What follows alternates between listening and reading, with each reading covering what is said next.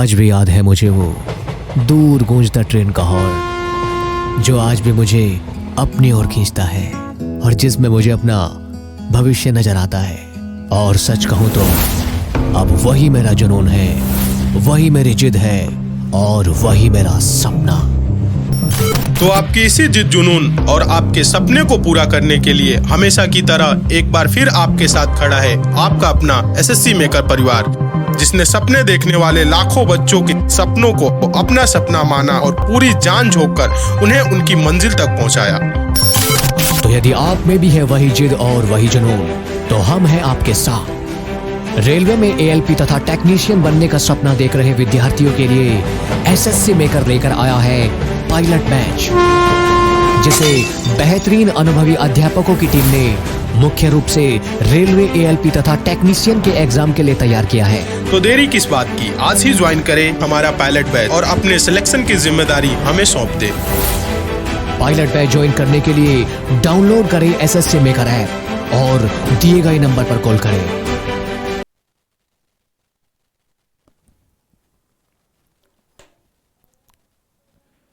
नमस्कार साथियों, मैं राहुल स्वागत करता हूं आपके अपने प्यारे से परिवार एसएससी मेकर पर। तो जल्दी से बताइए कैसे हैं आप सब लोग। एक बार सारे के सारे बच्चे कमेंट करेंगे कैसे हैं। मैं उम्मीद कर रहा हूं कि आप बेहतर होंगे, स्वस्थ होंगे, मस्त होंगे, पढ़ाई कर रहे होंगे। आपको पता है कि हम ये जो क्लास 3:30 बजे आपके सामने लेकर आते हैं, इस क्लास में हम रेलवे से संबंधित अति महत्वपूर्ण क्वेश्चनों पर चर्चा करते हैं, जिसमें आपका चाहे कांस्टेबल का एग्जाम हो, फिर सब इंस्पेक्टर का एग्जाम हो, या एएलपी टेक्नीशियन या ग्रुप डी का एग्जाम हो, उनसे संबंधित जो प्रीवियस ईयर में जो क्वेश्चन पूछे गए हैं उन सभी पे डिस्कशन करते हैं और ये देखने का काम करते हैं कि अपनी तैयारी कैसी चल रही है। तो क्लास को आगे बढ़ाते हुए मैं आपको कुछ इंफॉर्मेशन दे देता हूं क्लास स्टार्ट करने से पहले, कि हमने हमारी एसएससी मेकर की ऐप पर आरपीएफ कांस्टेबल और सब इंस्पेक्टर एग्जाम के लिए टारगेट बैच स्टार्ट किया है और ये बैच आपके लिए रामबाण साबित होगा। कहने का मतलब ये आपको सिलेक्शन दिलाने में मदद करेगा, जिसकी फीस मात्र 299 रुपये है। आरआरबी, एएलपी और टेक्नीशियन के लिए पायलट बैच है, सीजीएल और सीएचएसएल के लिए संकल्प बैच है। आर्मी अग्निवीर के फौजी भाइयों के लिए स्पेशली हमने एक बैच स्टार्ट किया है, जो आर्मी अग्निवीर के बच्चे तैयारी कर रहे हैं उन बच्चों की तैयारी करने में मदद करेगा। तो क्लास स्टार्ट करते हैं, देखते हैं कि आज का जो हमारा पहला क्वेश्चन है वो क्या है। सबसे पहले देखिए आज का जो हमारा पहला क्वेश्चन है, ये रहा दोस्तों हमारे सामने आज का पहला क्वेश्चन। पहले इत्मीनान से चीजों को पढ़ना है, उसके बाद आपको आंसर करना है। प्रत्येक क्वेश्चन के आंसर के लिए आपको 5 सेकंड का समय दिया जाएगा। तो देखो पहला क्वेश्चन क्या है, एमआरआई का पूर्ण रूप क्या है। पहला है मीटर्ड रेजोनेंस इमेजिंग, दूसरा मैग्नेटिक रेजोनेंस इमेजिंग, तीसरा मैग्नेटिक रिएक्शन इमेजिंग और चौथा है मीटर्ड रिएक्शन इमेजिंग। बताइए क्या आंसर सही रहेगा। 5 सेकंड का आपके पास समय है, आपको बिल्कुल इत्मीनान से चीजों को समझते हुए आंसर करना है। तो सर अगर इस बात की बात की जाए एमआरआई का पूर्ण रूप क्या है, तो एमआरआई का पूर्ण रूप होता है magnetic resonance imaging. Option B क्या रहेगा, सही रहेगा। ऑप्शन बी क्या रहेगा, सही रहेगा। अब देखो एमआरआई की आपको फुल फॉर्म पता चल गई कि मैग्नेटिक रेजोनेंस इमेजिंग होती है। आपसे क्वेश्चन ये पूछा जाता है कि जो ईसीजी होती है उसकी फुल फॉर्म क्या होती है। तो याद रखना ईसीजी की फुल फॉर्म होती है इलेक्ट्रोकार्डियोग्राम। इलेक्ट्रोकार्डियोग्राम या इलेक्ट्रोकार्डियोग्राफी भी लिख देता है, बात एक ही है। दूसरा आपसे क्वेश्चन पूछा जाएगा ईईजी की फुल फॉर्म क्या है। तो याद रखना ईईजी की फुल फॉर्म होती है इलेक्ट्रो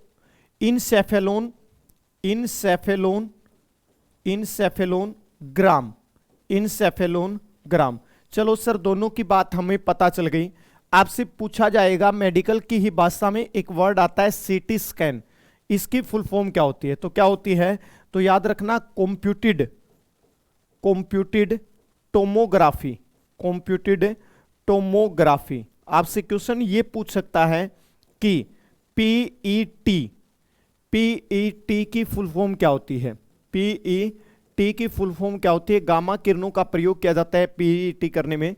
तो positron, positron emission, positron emission tomography, positron emission tomography इसकी फुल फॉर्म होती है। तो सर हमें पता चल गया कि आपसे हमसे कोई क्वेश्चन पूछेगा कि एमआरआई की फुल फॉर्म क्या है, तो वो होती है मैग्नेटिक रेजोनेंस इमेजिंग। आज के बाद हमसे चाहे पीईटी की पूछे, ईईजी की पूछे, ईसीजी की पूछे या सीटी स्कैन की पूछे, हम सारी की सारी बातें बता देंगे। नेक्स्ट क्वेश्चन देखिए, जो हमारा अगला क्वेश्चन क्या है? दांतों के अध्ययन से संबंधित विज्ञान है, the science related to the study of teeth.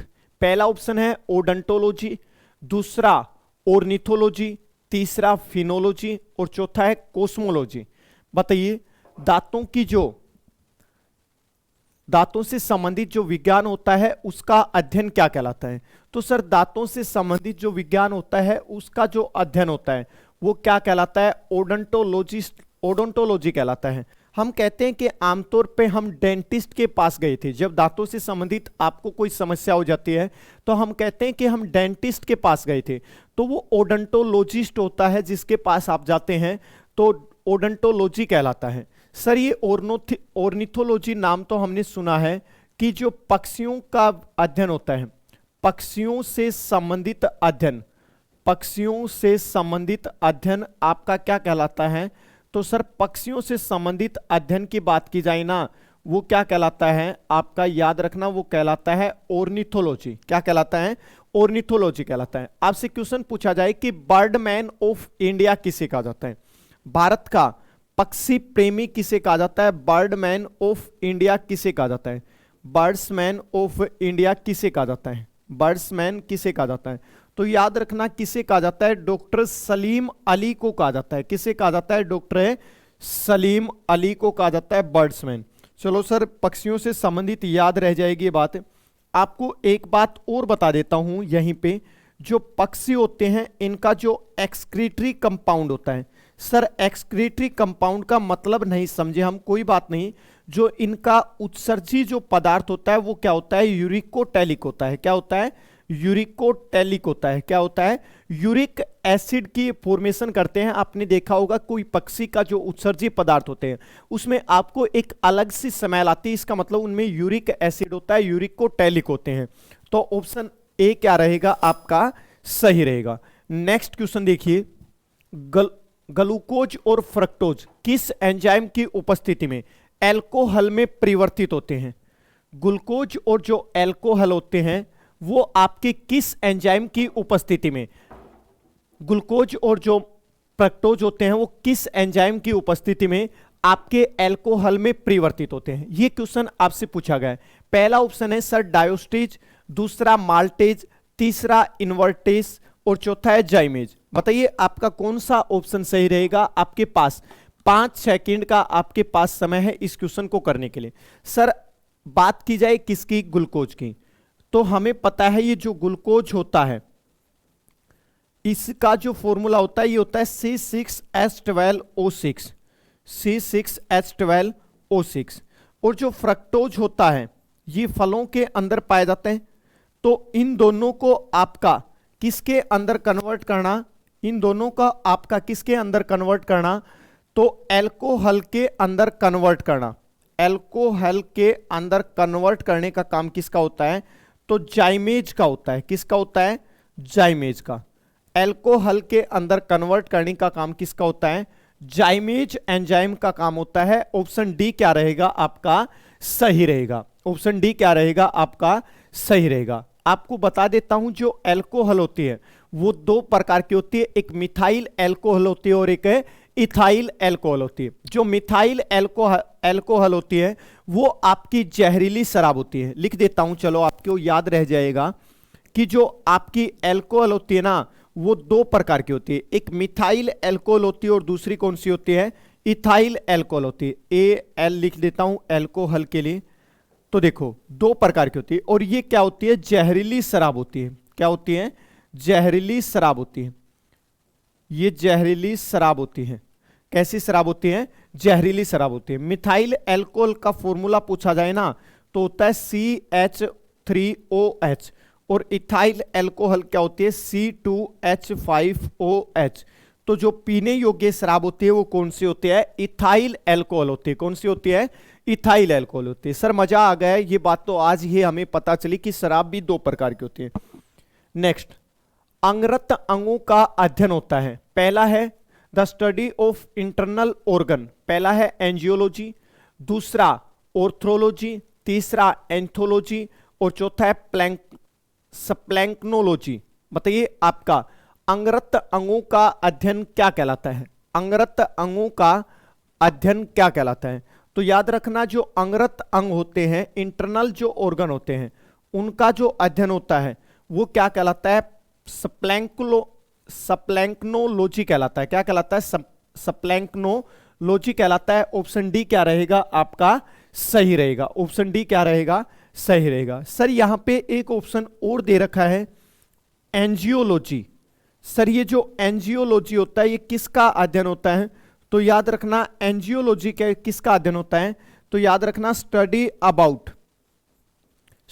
About complete circulatory system, CCS लिख देता हूं, कंप्लीट सर्कुलेटरी सिस्टम को हिंदी में लिख लीजिए आप, संपूर्ण परिसंचरण तंत्र का जो अध्ययन होता है ना, संपूर्ण परिसंचरण तंत्र का जो अध्ययन होता है ना, उसे क्या कहते हैं, एंजियोलॉजी कहलाते हैं। सर अब ये बात हमें कुछ समझ में नहीं आई भाई, कंप्लीट सर्कुलेटरी सिस्टम क्या होता है भाई, जिसमें हम किसके बारे में पढ़ें, ब्लड के बारे में पढ़ें, दूसरा हम किसके बारे में पढ़ें, हार्ट के बारे में पढ़ें, क्योंकि ब्लड को पंपिंग करने का काम होता है।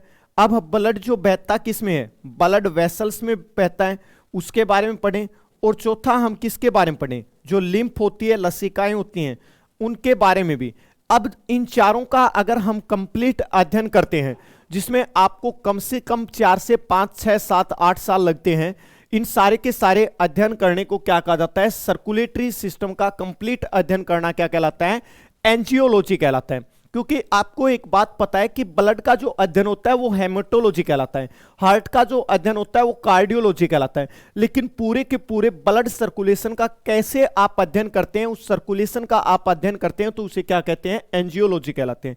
चलो सर हमें ये बात समझ में आ गई। तो नेक्स्ट क्वेश्चन देखिए, मानव हृदय में कक्षकों की संख्या कितनी है। भाई जो ह्यूमन हार्ट है इसके अंदर कक्षकों की संख्या कितनी है, इस बात का सॉल्यूशन के लिए मैं आपका हमेशा के लिए एक विवाद समाप्त कर देता हूं। आपको पता है कि जो वर्टिब्रेट्स होते हैं, कशेरुकी जो होते हैं, इनको कितने फाइलम में बांटा गया है, इनको कशेरुकी जो होते हैं इनको कितने सब फाइलम में बांटा गया है, तो याद रखना इनको 5 में बांटा गया है। सर एक तो होती हैं फिश, मछली होती हैं, एक तो क्या होती है, मछली, मत्स्य वर्ग होता है। दूसरा कौन सा होता है सर, एम्फीबियन होता है। एम्फीबियन को हिंदी में क्या कहते हैं सर, उभयचरी कहते हैं। पाइसिज भी बोलते हैं मछलियों को, याद रखना।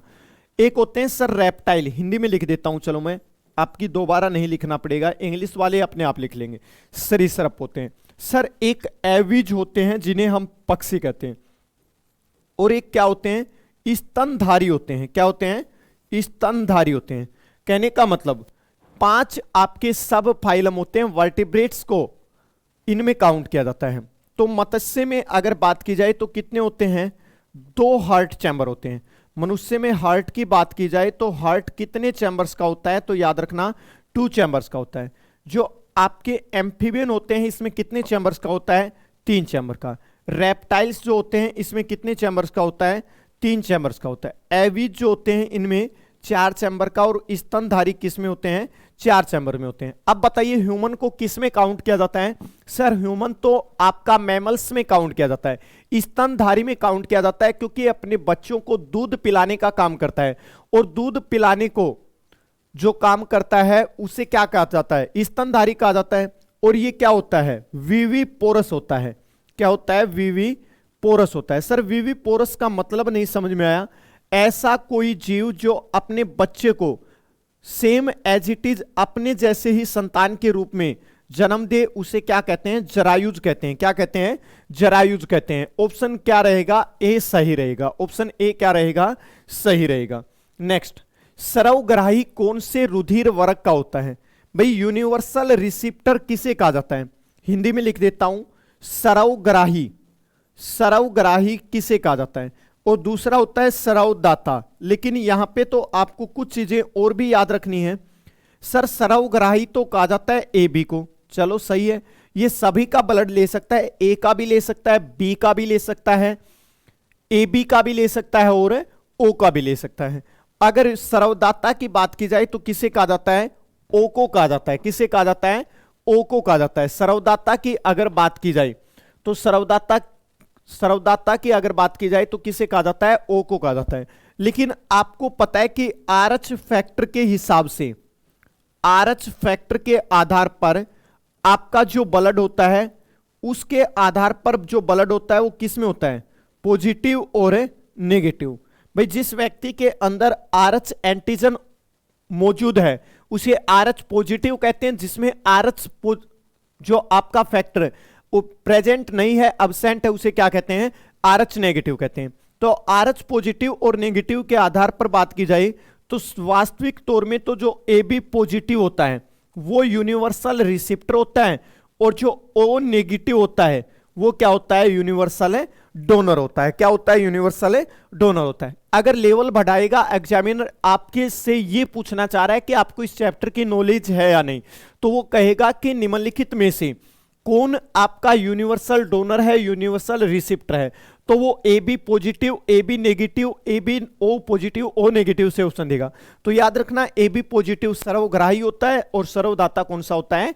ए नेगेटिव होता है। तो सर्वग्राही कौन सा होता है? ए बी होता है।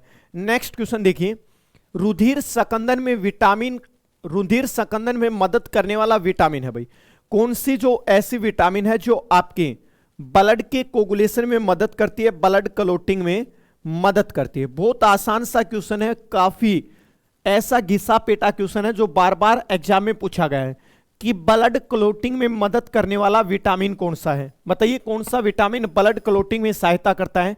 तो ब्लड क्लॉटिंग में कौन सा विटामिन सहायता करता है? तो याद रखना विटामिन के सहायता करता है। सर इस विटामिन के का साइंटिफिक नाम क्या होता है? तो याद रखना इसका साइंटिफिक नेम होता है फिलोक्विनोन। क्या नाम होता है? फिलोक्विनोन। इसका जो साइंटिफिक नेम होता है वो क्या होता है? फिलोक्विनोन। कभी कभी आपका बैड लक होता है तो आपको दूसरा नाम दे देता है नेफ्थोक्विनोन। क्या दे देता है? नेफ्थोक्विनोन दे देता है। तो विटामिन के की बात की जाए तो ये ब्लड क्लॉटिंग में क्या करता है? सहायता करता है। क्योंकि आपको एक बात पता है कि जो ब्लड क्लॉटिंग होती है इसका नॉर्मल टाइम कितना होता है? बताइए ब्लड क्लॉटिंग का जो नॉर्मल टाइम होता है वो कितना होता है? 2 से 5 मिनट होता है। किसी भी व्यक्ति को अगर चोट लगी तो उसके ब्लड की क्लॉटिंग कितनी देर में हो जानी चाहिए? 2 से 5 मिनट में हो जानी चाहिए। चलो एक बात और बताओ कि ब्लड क्लॉटिंग में कौन सी ब्लड सेल हेल्प करती हैं? तो याद रखना ब्लड सेल कौन सी हेल्प करती हैं? प्लेटलेट्स करती हैं। चलो सर ये बात तो आज पता चल गया कि हमारे जो बिंबाणु होते हैं वो किस में हेल्प करते हैं? ब्लड क्लॉटिंग में हेल्प करते हैं। नेक्स्ट आपसे कोई पूछ ले कि main protein of blood clotting, main protein of blood clotting, main protein of blood clotting, रक्त का थक्का जमाने में मुख्य प्रोटीन कौन सा होता है? तो याद रखना रक्त का थक्का जमाने में मुख्य प्रोटीन जो होता है वो कौन सा होता है? फिब्रिनोजिन होता है। कौन सा होता है? फिब्रिनोजिन। ब्लड की क्लॉटिंग करने में जो आपका मेन प्रोटीन होता है वो कौन सा होता है? फिब्रिनोजिन होता है। कौन सा होता है? फिब्रिनोजिन। इंग्लिश में ही लिख देता हूं, नाम है फिब्रिनोजिन। तो ऑप्शन डी क्या रहेगा आपका? सही रहेगा। नेक्स्ट क्वेश्चन देखिए, निम्नलिखित में से कौन सा सही मेल नहीं है? पहला है coronary heart attack, coronary heart attack. Option दे रखा है संवन तंत्र या dilatation of the circulatory system. नहीं, ये गलत बात है। दूसरा दे रखा है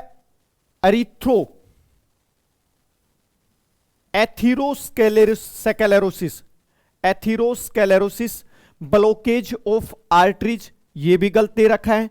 तीसरा हाइपरटेंशन लो ब्लड प्रेशर, ये भी गलत बात है। तो कौन सा ऑप्शन आएगा? डी ऑप्शन आएगा। थोड़ा सा मैं इस क्वेश्चन के बारे में बता देता हूं ताकि आपके दिमाग में जो डाउट है वो सही हो जाए। देखो आपको पता है कि ब्लड जो आप शुगर का जो लेवल होता है, शुगर का जो स्तर होता है या शुगर के स्तर को मापने के लिए हम किसका प्रयोग करते हैं? तो ब्लड ग्लूकोज का प्रयोग करते हैं। किसका प्रयोग करते हैं? ब्लड ग्लूकोज का प्रयोग करते हैं। किसका प्रयोग करते हैं भाई? ग्लूकोज का प्रयोग करते हैं। ग्लूकोज को ही क्या कहा जाता है? ब्लड शुगर कहा जाता है। भाई अगर ब्लड के अंदर शुगर की मात्रा को कंट्रोल करना है या इसको मापने का जो कार्य होता है, ये किसको माप कर किया जाता है? ग्लूकोज को माप कर किया जाता है। सर ब्लड शुगर को कंट्रोल कौन करता है? भाई ब्लड शुगर को बैलेंस करने का काम कौन करता है? ब्लड शुगर को बैलेंस करने का काम करता है सर इंसुलिन। कौन करता है? इंसुलिन करता है। चलो सर ये बात भी हमें पता चल गई। देखो पूरी बात समझना, आपके ब्लड के अंदर शुगर के स्तर को मापने के लिए हम किसका मापन करते हैं? ग्लूकोज का मापन करते हैं कि आपके ब्लड के अंदर ग्लूकोज की मात्रा कितनी है। दूसरी मैंने बात बताई कि ब्लड के अंदर ग्लूकोज की मात्रा को कंट्रोल कौन करता है? सर ये तो इंसुलिन हार्मोन करता है। बच्चों वाला क्वेश्चन है। तो इंसुलिन जो हार्मोन अगर इसका कम सत्रावन होता है तो किसी भी चीज के कम सत्रावन को क्या कहा जाता है? हाइपो कहा जाता है। हाइपो कहा जाता है। और ज्यादा सत्रावन को क्या कहा जाता है? हाइपर सीक्रेशन कहा जाता है। क्या कहा जाता है? हाइपर सीक्रेशन कहा जाता है। अगर कम होगा तो हाइपो, ज्यादा होगा तो हाइपर। अब एक बात देखो, अगर इंसुलिन हार्मोन का ज्यादा सत्रावन हुआ तो ये जो आपके ब्लड के अंदर शुगर थी ग्लूकोज, इसे ज्यादा किस में कन्वर्ट कर देगा? ग्लाइकोजन में कन्वर्ट कर देगा। और ज्यादा कन्वर्ट करने के कारण अगर इसका ज्यादा सत्रावन हुआ, हाइपो सीक्रेशन हुआ, इसका हाइपर सीक्रेशन हुआ, तो आपको कौन सी बीमारी हो जाएगी? हाइपोग्लाइसेमिया बीमारी हो जाएगी। कौन सी बीमारी हो जाएगी? हाइपोग्लाइसेमिया। कौन सी बीमारी हो जाएगी? हाइपोग्लाइसेमिया हो जाएगी। अगर इसका कम सत्रावन हुआ तो आपको कौन सी बीमारी हो जाएगी? हाइपरग्लाइसेमिया हो जाएगी। अब एक बात बताओ, हाइपरग्लाइसेमिया जो बीमारी होगी, उस बीमारी के अंदर आपको क्या इश्यू होगा? सर अगर ग्लूकोज की मात्रा कम होती है तो आपको क्या होते हैं? उसे कहते हैं हाइपोग्लाइसेमिया। अगर ज्यादा हो जाती है तो उससे क्या कहते हैं? हाइपरग्लाइसेमिया होते हैं। अब देखो यहां पे क्या लिख रखा है? हाइपरटेंशन और लो ब्लड प्रेशर। अब यहां पे दो चीजें और हैं। एक होता है ब्लड प्रेशर। भाई अगर ब्लड प्रेशर आपका कम हुआ तो इसे क्या कहते हैं? हाइपो। और ज्यादा हुआ तो क्या कहते हैं? हाइपर कहते हैं। ज्यादा हुआ तो क्या कहते हैं? हाइपर कहते हैं। अगर ब्लड प्रेशर कम होगा तो आपके पास जो ब्लड की सप्लाई है वो भी क्या होगी? कम होगी। अगर ब्लड की सप्लाई कम हो रही है तो आपको हार्ट अटैक आने की क्या रहेगी? संभावना रहेगी। तो इसी को क्या कहते हैं? हाइपोटेंशन कहते हैं। ब्लड प्रेशर का कम होना क्या कहलाता है? हाइपोटेंशन कहलाता है। क्या कहलाता है? हाइपोटेंशन। और ज्यादा होने को क्या कहा जाता है? हाइपरटेंशन कहा जाता है। क्या कहा जाता है? हाइपरटेंशन कहा जाता है। चलो सर ये क्वेश्चन तो हमें समझ में आ गया। देखो कितनी बातें मैंने आपको बताई, ये सारी की सारी चीजें आपके लिए इंपॉर्टेंट है। नेक्स्ट, वर्ण अंधता वाले आदमी को लाल रंग दिखाई देता है। सबसे पहला ही क्वेश्चन तो ये है आपको, चलो ऑप्शन बता देता हूं उसके बाद बताऊंगा। पहला ही क्वेश्चन ये है कि प्राइमरी कलर कितने होते हैं? प्राइमरी कलर कितने होते हैं? तो लाल रंग कैसा दिखाई देता है, ये क्वेश्चन पूछा गया है। पहला है पीला, दूसरा नीला, तीसरा हरा और चौथा है आपका बैंगनी। बताइए जो कलर ब्लाइंडनेस वाला व्यक्ति होता है उसको लाल रंग कैसा दिखाई देता है? सर प्राइमरी जो कलर होते हैं वो तीन कलर होते हैं, एक रेड होता है, एक ब्लू होता है और एक ग्रीन होता है। तो जिस व्यक्ति को वर्ण अंधता होती है उसको लाल रंग कैसा दिखाई देता है? हरा दिखाई देता है। चलो सर ये बात हमें समझ में आ गई। नेक्स्ट क्वेश्चन देखिए, वह धातु कौन सी है जो विटामिन B12 की एक घटक है? पहला आयरन, दूसरा मैग्नीशियम, तीसरा जिंक और चौथा कोबाल्ट। तो सर विटामिन B12 की अगर बात की जाए, विटामिन B12 की अगर बात की जाए तो इसका जो साइंटिफिक नेम होता है वो होता है साइनोकोबालमिन। और हमें तो नाम से ही पता चल गया कि इसके अंदर कौन सी धातु होती है। कोबाल्ट का मतलब क्या होता है? कोबाल्ट। तो इसमें जो मेटल पाई जाती है वो कौन सी होती है? कोबाल्ट पाई जाती है। कहीं मिलेगा लिखा हुआ आपको? देख लीजिए कहीं लिख रखा है? बिल्कुल लिख रखा है सर, ऑप्शन डी में सही है। ऑप्शन डी क्या है आपका? सही है।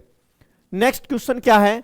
विश्व स्वास्थ्य संगठन के अनुसार बर्ड फ्लू के वायरस का संचरण उस भोजन के माध्यम से नहीं हो सकता जिसे पकाया गया हो। भाई जो आपका WHO है उसके अनुसार यह कहा गया है कि बर्ड फ्लू जो होता है उसका आपका संक्रमण जो है या उसका संचरण जो होता है वो किस प्रकार के भोजन से नहीं हो सकता। पहला ऑप्शन है 60 डिग्री सेल्सियस, दूसरा 70 डिग्री सेल्सियस, तीसरा 90 डिग्री सेल्सियस और चौथा है 100 डिग्री सेल्सियस। बताइए क्या ऑप्शन सही रहेगा। सर बर्ड फ्लू की अगर बात की जाए, सबसे पहले तो हमें यही पता होना चाहिए कि बर्ड फ्लू किस वायरस के कारण होता है। तो बर्ड फ्लू होता है H5N1 और स्वाइन फ्लू किसके कारण होता है, तो याद रखना स्वाइन फ्लू होता है आपका H1N1 के कारण। चलो ये दोनों चीज सही हो गई। सर ये किस भोजन से नहीं हो सकता, जिस भोजन को 70 डिग्री सेल्सियस से ऊपर पकाया गया हो उस भोजन से नहीं हो सकता। नेक्स्ट, पीत ज्वर संचारित किया जाता है। भाई जो येलो फीवर होता है वो किसके द्वारा संचारित किया जाता है, ये क्वेश्चन पूछा गया है। बहुत आसान सा क्वेश्चन है।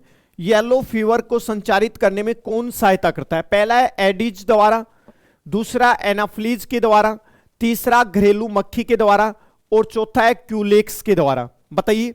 चलो बता देता हूं, मादा एनाफ्लीज जो मच्छर होता है वो आपका मलेरिया फैलाने का काम करता है। क्या फैलाने का काम करता है, मलेरिया।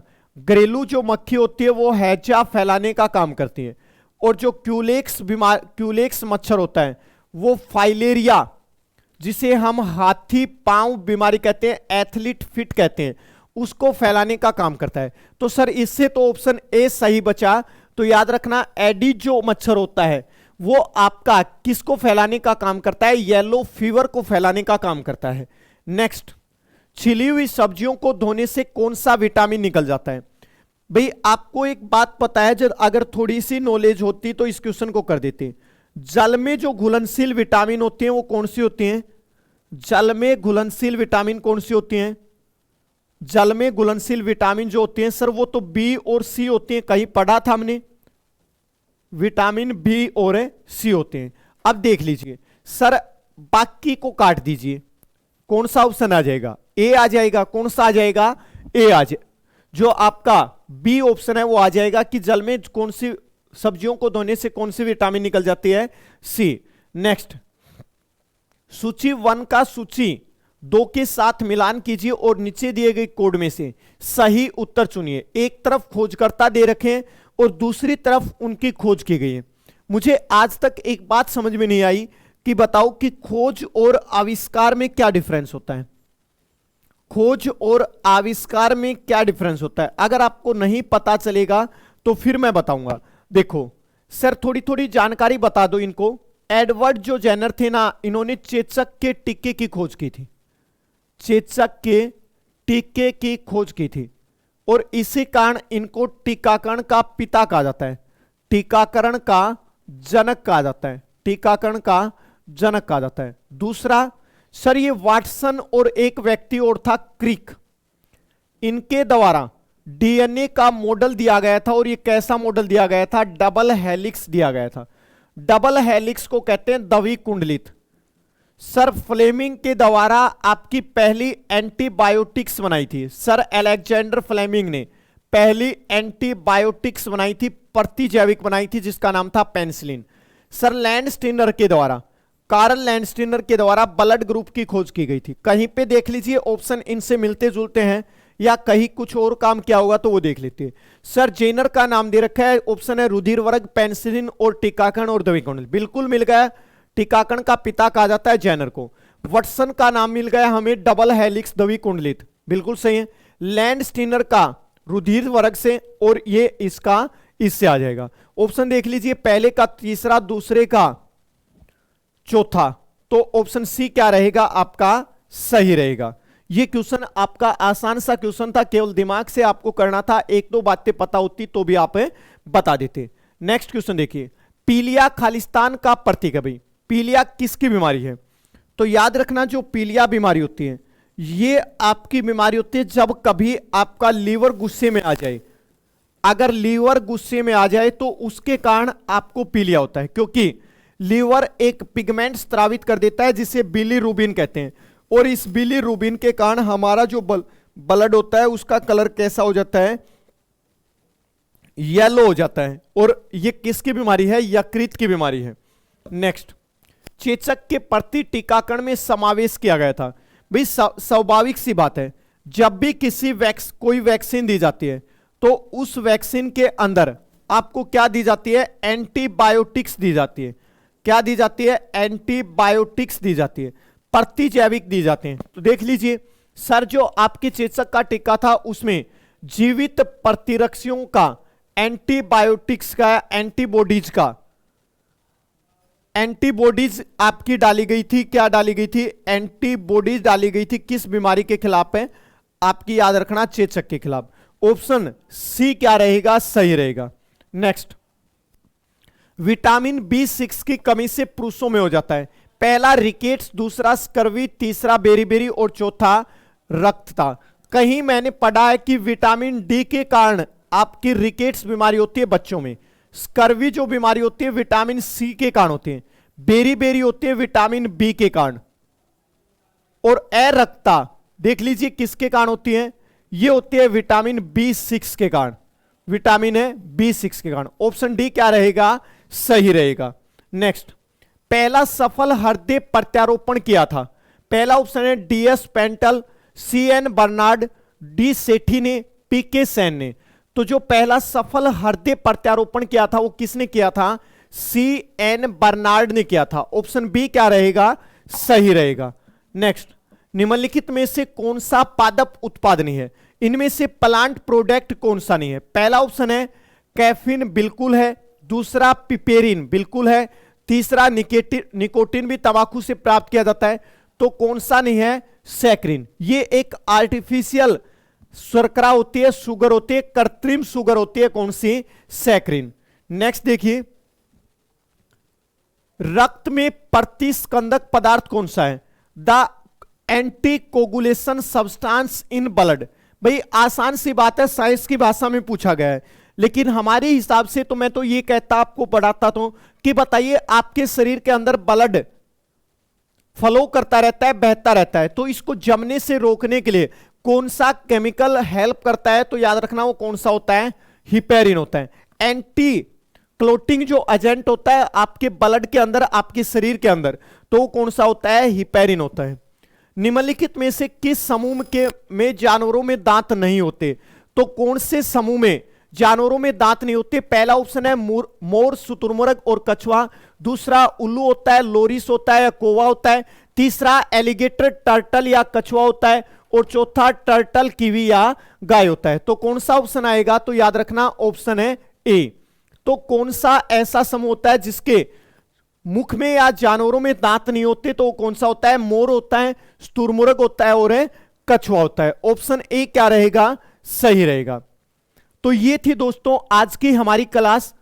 आप सभी को कमेंट सेक्शन में बताना है क्लास कैसी लगी। तैयारी आपको करते रहना है, कभी ये मत सोचना कि हमें कोई देख रहा है तो ही पढ़ेंगे, कोई नहीं देख रहा तो नहीं पढ़ेंगे। आपको अपने प्रति ईमानदार रहना है और पढ़ाई को कंटिन्यू जारी रखना है। मैं उम्मीद कर रहा हूं कि आपको हर चीज आसानी से समझ में आ रही होगी। प्रीवियस ईयर क्वेश्चन करके आपको यह भी पता चल रहा होगा कि जो मैं कंटेंट आपको प्रोवाइड करवा रहा हूं कि वो मोर देन सफिशिएंट होगा, आपका रिलेवेंट कंटेंट है। तो आज के लिए इतना ही। जय हिंद, जय भारत भाई।